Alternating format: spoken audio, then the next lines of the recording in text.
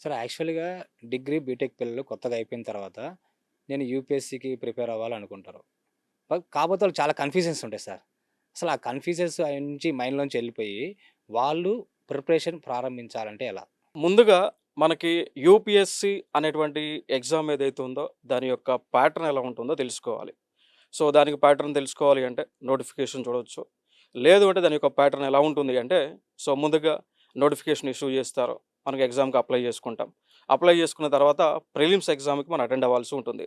So, మొన్న మే 24న prelims exam అయితే జరిగింది. ఈ ప్రిలిమ్స్‌లో పేపర్ 1 ఉంటుంది. పేపర్ 2 ఉంటుంది. పేపర్ 1 వచ్చేసి జీఎస్‌కి సంబంధించినటువంటిది. అంటే జనరల్ స్టడీస్ అని అంటాం. 200 మార్క్స్ ఉంటుంది. మనకి 100 క్వెషన్స్‌ని ఇస్తారు. అదేవిధంగా పేపర్ 2 ఉంటుంది. దాన్ని సీసాట్ పేపర్ అని అంటాం. సో, సీసాట్ పేపర్‌లో మన యొక్క ఇంగ్లీష్ యొక్క కేపబిలిటీ ఎలా ఉంది, ఆప్టిట్యూడ్ రీజనింగ్ కేపబిలిటీ ఎలా ఉంది అనేది టెస్ట్ చేస్తారు. సో, ఇది కూడా 200 మార్క్స్‌కి ఉంటుంది. దీనిలో 80 క్వెషన్స్‌ని ఇవ్వటం జరుగుతుంది. అయితే ఇక్కడ పేపర్ 1 అనేటువంటి మార్క్స్ ఏదైతే వస్తుందో అది మనకి కట్ ఆఫ్ తీసుకుంటుంటారు. సో, దానిలో మినిమమ్ క్వాలిఫై అవ్వాల్సి ఉంటుంది. లైక్ ప్రతి సంవత్సరం కూడా యావరేజ్‌గా తీసుకుంటే 95 మార్క్స్, 98 మార్క్స్ ఆ విధంగా కట్ ఆఫ్ ఉంటుంది. అది రిజర్వేషన్స్ కూడా దీంట్లో మనకి అప్లికబుల్ ఉంటుంది. ఒక్కొక్క కమ్యూనిటీకి సంబంధించి ఒక్కొక్క కట్ ఆఫ్ అనేటువంటిది యూపీఎస్సీ రిలీజ్ చేస్తుంది. ఎవరైతే కట్ ఆఫ్ క్లియర్ చేస్తారో వారు పేపర్ 1 క్వాలిఫై అవ్వడం జరుగుతుంది. ఇక్కడ పేపర్ 2 పాయింట్ ఆఫ్ వ్యూలో వచ్చినట్లయితే పేపర్ 2లో మనకి మినిమమ్ మార్క్స్ అనేటువంటిది మనం సాధించాల్సి ఉంటుంది. అంటే 200 మార్క్స్‌కి 33%ని మనం సాధించాలి. అంటే 33% అంటే 66 మార్క్స్ రావాలి. అంటే పేపర్ 2లో సీసాట్ పేపర్‌లో at least we have to get 66 marks అనేటువంటిది మనం సాధిస్తే అప్పుడు మనకి ప్రిలిమ్స్ అనేటువంటిది క్వాలిఫై అవుతాం. దాని తర్వాత మెయిన్స్ ఎగ్జామినేషన్ మనం రాస్తాము. ఎవరైతే ప్రిలిమ్స్ క్వాలిఫై ఉన్నారో సో, వాళ్ళలో దాదాపుగా 1:12 ఆర్ 1:13 తీస్తారు. వారు మెయిన్స్‌కి ఎంపిక అవ్వడం జరుగుతుంది. సో, మెయిన్స్‌కి ఎంపికైన తర్వాత దీనిలో మనకి కంపల్సరీ పేపర్స్ అనేటువంటివి ఉంటాయి. ఒకటి ఇంగ్లీష్ అని అంటాం. దాని తర్వాత రీజనల్ లాంగ్వేజ్ ఎవరికి ఇష్టం ఉంటే అది పెట్టుకుంటారు.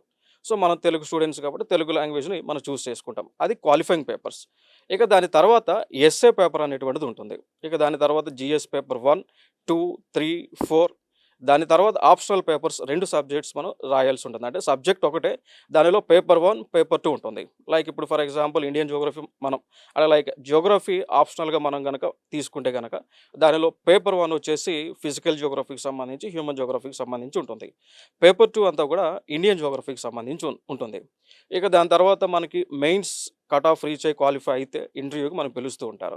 సో, ఇంటర్వ్యూలో కూడా మనం సక్సెస్ అయితే మనకి ర్యాంకింగ్ అనేటువంటిది ఇస్తారు. తద్వారా పోస్టింగ్ అనేటువంటిది ఉంటుంది. ఇది యూపీఎస్‌సి యొక్క మన ఎగ్జామ్ ప్యాటర్న్ ఇది. ఇక మరి దాని తర్వాత గ్రామీణ విద్యార్థులలో కన్‌ఫ్యూజన్ ఉంటూ ఉంటుంది. దాన్ని మనం ఎలా నివృత్తి చేసుకోవాలి అంటే, ముందుగా ఎగ్జామ్ ప్యాటర్న్ ఏంటో తెలుసుకోవాలి. సో, దానికి నేను చెప్పినటువంటి విధానం. ఈ విధానంలో యూపీఎస్‌సి ప్రతి సంవత్సరము కూడా ఎగ్జామ్స్‌ని నిర్వహిస్తూ ఉంటుంది. ఇక మరి దానికి మనం ప్రిపరేషన్ స్ట్రాటజీ అనేటువంటి ఆస్పెక్ట్స్‌లోకి వెళ్ళినట్లయితే, సో, ముందుగా మనం చేయాల్సినది సిలబస్ తీసుకోవటం, సిలబస్‌ని ప్రింటౌట్ తీసుకోవటం. అయితే ఫర్ ఎగ్జాంపుల్ బీటెక్ వాళ్ళు తీసుకుంటే, బీటెక్ వాళ్ళు ఎప్పుడు గూడా ఈ సిలబస్‌ని చదివి ఉండరు. వాళ్ళకి కొత్తగా అనిపిస్తది. బట్ వీళ్ళు గతంలో వాళ్ళ యొక్క గత స్కూల్‌లో చదువుకున్నటువంటి అంశాలు తీసుకుంటే అక్కడ చదివుంటారు. లైక్ సోషల్ స్టడీస్ అని చెప్పేసి చదువుకుంటారు. హిస్టరీ అనేటువంటిది చదివుంటారు. అక్కడ సివిక్స్ అనేటువంటిది ఉంటుంది చదివుంటారు.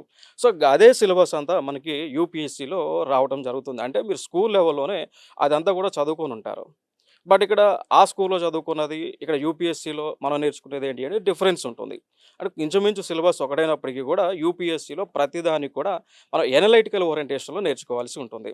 సో, ఇన్ డెప్త్ నాలెడ్జ్ మనం తెలుసుకోవాలి. దాంతో పాటు 360 డిగ్రీస్ అనాలిసిస్‌లో ప్రతి కాన్సెప్ట్‌ని కూడా మనం తెలుసుకోవాల్సి ఉంటుంది. ఇలా తెలుసుకోగలిగితే కన్‌ఫ్యూజన్ అనేటువంటిది ఉండదు.